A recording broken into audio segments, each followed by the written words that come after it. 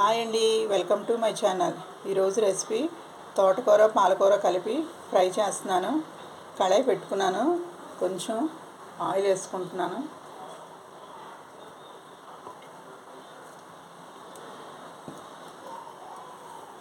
Oil heat ఎక్కింది. మినపప్పు, జీలకర్ర, ఆవాలు, ఎండుమిర్చి, శనగపప్పు పోపు దినుసులు వేస్తున్నాను. తర్వాత వెల్లుల్లి, కరివేపాకు వేసుకుంటున్నాను.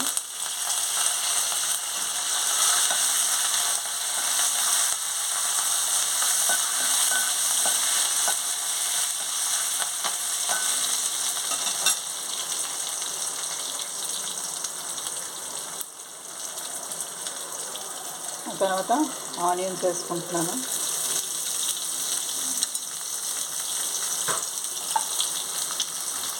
పచ్చిమిర్చి 2 వేసుకున్నాను. తోటకూర పాలకూర ఫ్రై చేసినప్పుడు వెల్లుల్లి ఎక్కువ వేసుకోవాలి. వేసుకుంటే టేస్ట్ చాలా బాగుంటుంది.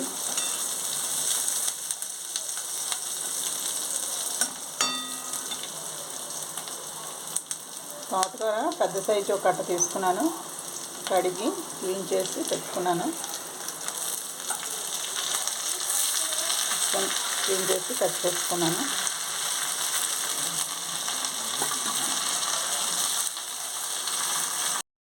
తోటకూర వేగింది.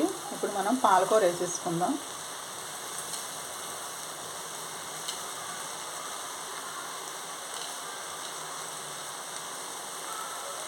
ఒకసారి ఈ రెసిపీ ట్రై చేయండి.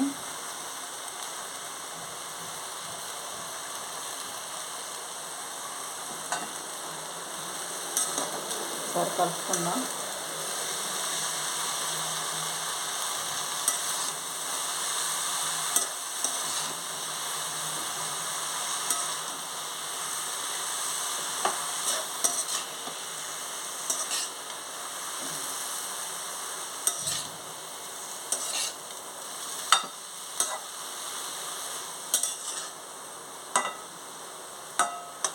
ఆకుకూరలో స్పైసీస్ కొంచెం తక్కువ వేస్తే కారం పిల్లలు కొంచెం మనం పెడితే తింటారు.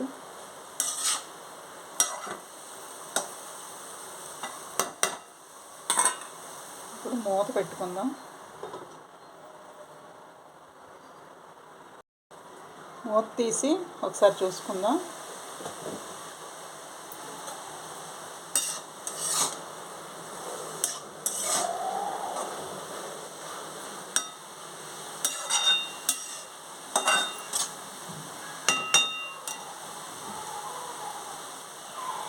కొంచెం పసుపు వేసుకుందాం. అలాగే సాల్ట్ తగినంత వేసుకుందాం. ఒకసారి కలుపుకొని మళ్ళీ మూత పెట్టేసుకుందాం.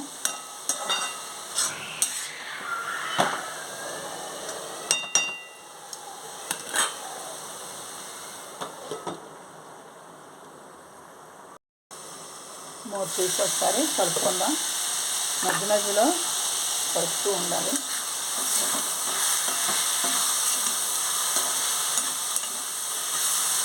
దగ్గర పడింది. ఉప్పు ఇదే సమయంలో చెక్ చేసుకోండి. సరిపోతే మళ్ళీ కొంచెం వేసుకోండి. కాకపోతే ఇంకొక నిమిషం పాటు పెట్టుకుందాం.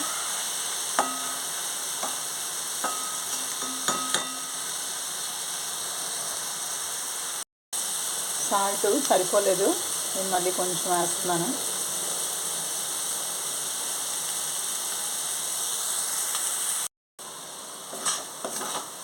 ఫ్రై అయిపోయిందండి. తోటకూర పాలకూర ఫ్రై ఈ విధంగా చేసుకోండి. నా రెసిపీ కానీ నచ్చితే లైక్ చేయండి, షేర్ చేయండి, కామెంట్ చేయండి. ఇది వేడి అన్నంలో కాస్త నెయ్యి వేసుకొని పిల్లలకి పెట్టండి, ఎంతో ఇష్టంగా తింటారు. కొంచెం మనం స్పైసెస్ కొంచెం తక్కువ వేస్తే ఎండుమిర్చి, పచ్చిమిర్చి పిల్లలు కొంచెం ఇంట్రెస్ట్గా తింటారు. ఫ్రై రెడీ అయిపోయిందండి. సర్వింగ్ బౌల్లో తీసుకుందాం. స్టవ్ ఆపేసుకుంటున్నాను.